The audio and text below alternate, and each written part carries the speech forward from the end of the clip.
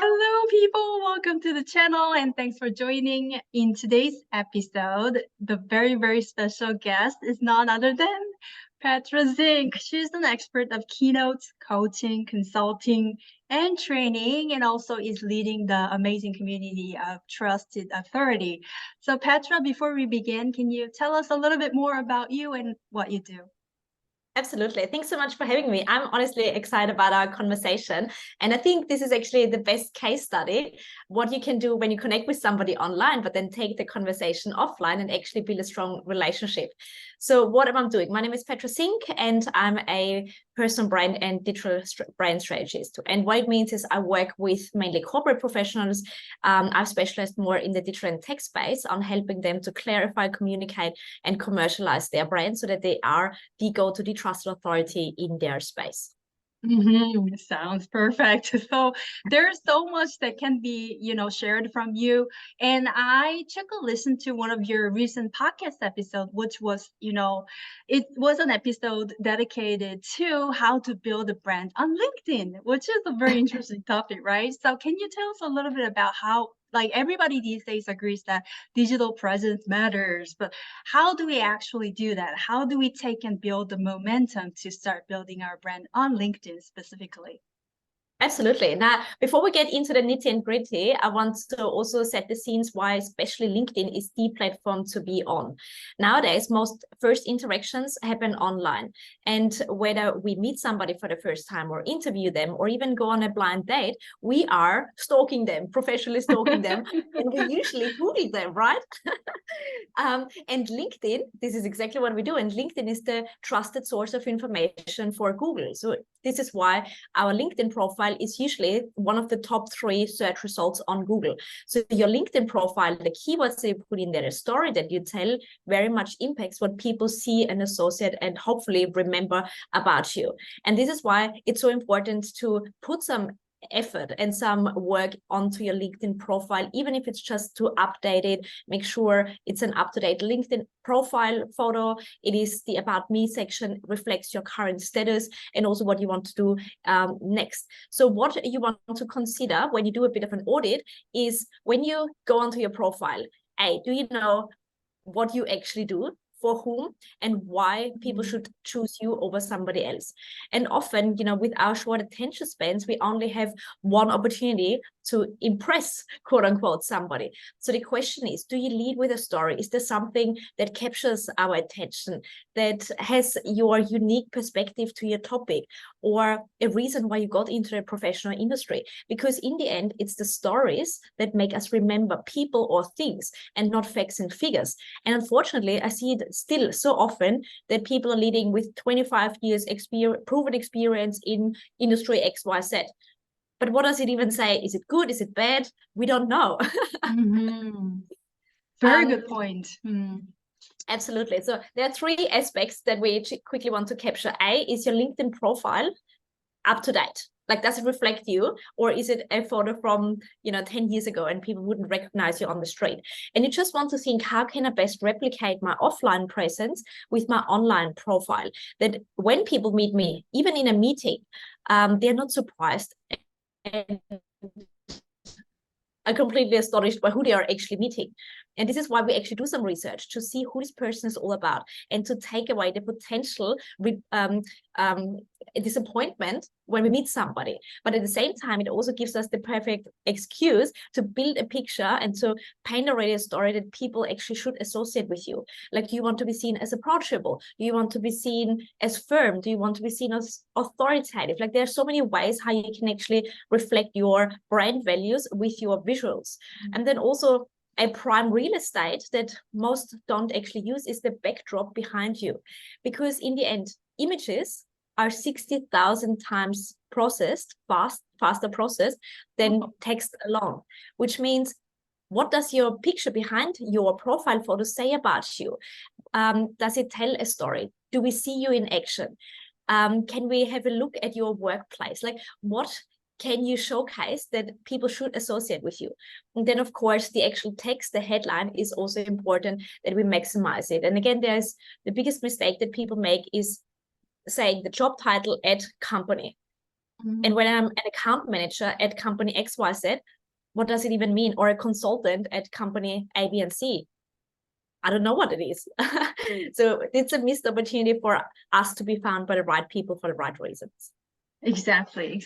I couldn't agree more. So why telling a story is so important, everyone agrees. But how do we specifically, I also think it is amazing and even more significant and important because this whole branding thing, especially in terms of LinkedIn, matters for your own journey from being a technical expert into, becoming a trusted authority. So you are publishing very informative contents about becoming the, trusted authority, how to be seen and known and respected in the right way, right? So I was thinking to hear how we can narrate and systemize this branding journey to become a trusted authority. Can you share a little bit about that? Absolutely.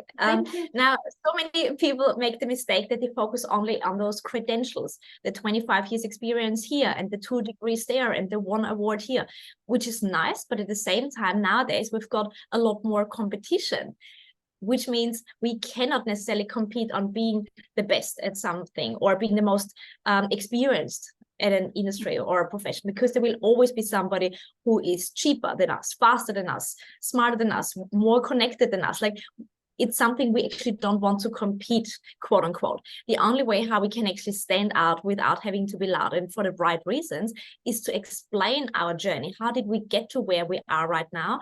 And also, where do we want to take our journey next? This is how people can empathize and can understand why we went from this profession into a completely different direction. And looking into the future of work, what we are seeing is that professionals have to change not only jobs, but entire careers more frequently and also more substantially. So it's not just that you make a tiny little move across to another business and you do exactly the same job, but so many skills and jobs are getting replaced by technology or they're getting outsourced. So we have to redefine and reinvent our careers a lot more frequently. And a personal brand, when you tell the story and make the connections, help you to do exactly that. Otherwise, people, when you don't take them on a journey, they make up their own story about you. And that is not always in our favor. Like if I say I'm a barista and now I want to get into graphic design, on paper, it doesn't make sense. Like, what does coffee and graphic design have to do with each other? Nothing. But when you tell a story and say, I loved when people enjoyed my coffee art, and I really enjoyed making the funny faces and the teddy bears and so forth, but I also realized it was very short lasting experience, which is why I'm going into graphic design. I mean, I'm just making the story up, but there's always a connection between why you want to change. Have you had a personal experience? Did a family member get into hospital and you experienced the most amazing support for this family member? Or what caught your eyes when you listened to watch the video or listen to a podcast? Like, there are so many reasons that we can actually explain our change, our pivot, and people want to be on the journey. And this is exactly how we can actually build credibility in one way. When we don't have it yet, we can build credibility, what I always call on the go. So I take people behind the journey. I document what I'm doing. I share my lessons learned. And this is how I build trust, because I'm not saying I know it all and I've got all the experience, but I say, this is what I've just done. This is what the outcome was. And this was my lesson learned for anyone who is embarking a similar journey. And this is exactly what people actually want to see, the true authenticity with value add. Exactly. Couldn't agree more. It's such an important point. And in case you, any of you viewers are interested in getting to more about the 3 pillars that Petra leads us to, building our own brand based on our true authenticity, but also to becoming a true trusted authority, I really recommend you take a look at some of these very visually pleasing materials. It's very informative, by the way. It also includes the test you can take in terms of personal branding. I took the test yesterday. I got 34. So there's something that I can work on even more. I thought I was doing great, but obviously, there are certain parts that you can work on more. So I'm very, very excited about it, to work on it more. And your podcast is also very regularly updated with a lot of, a great spectrum of different topics. So any closing comments to introduce about your work in podcast channel Trust Authority? Yes, absolutely. Thanks so much for also taking the quiz and promoting it, because in the end, if we don't know where we are right now, we don't know where we are going. And this gives us just an indication what we can do better and focus on the actions that really move the needle to get us to this next step. And the goal is not to go from 34 to 100. It's to from 34 to maybe 40 by the end of the year. So you can work your way towards that and also build the confidence and the competence as you go. And this is exactly what a trusted authority in the end is all about. You need to say, I am committed to becoming the go-to in this space, which means I'm committing to lifelong learning. I want to be curious. I want to ask more questions that I have all the answers for. I want to curate content from others. I want to share my own insights from the learnings that I gain as I go and experience the industry and how it all changes. And, the closing comment would be, don't think of being the best at what you do. Become the translator of what you do to make it relevant to your decision maker. And this is exactly why I actually wrote the book, The Trusted Authority, because I work with so many technical experts and they are all in their weeds, what we call it. They throw the technical jargon out there. They use abbreviations and acronyms that we, without this background, don't necessarily have.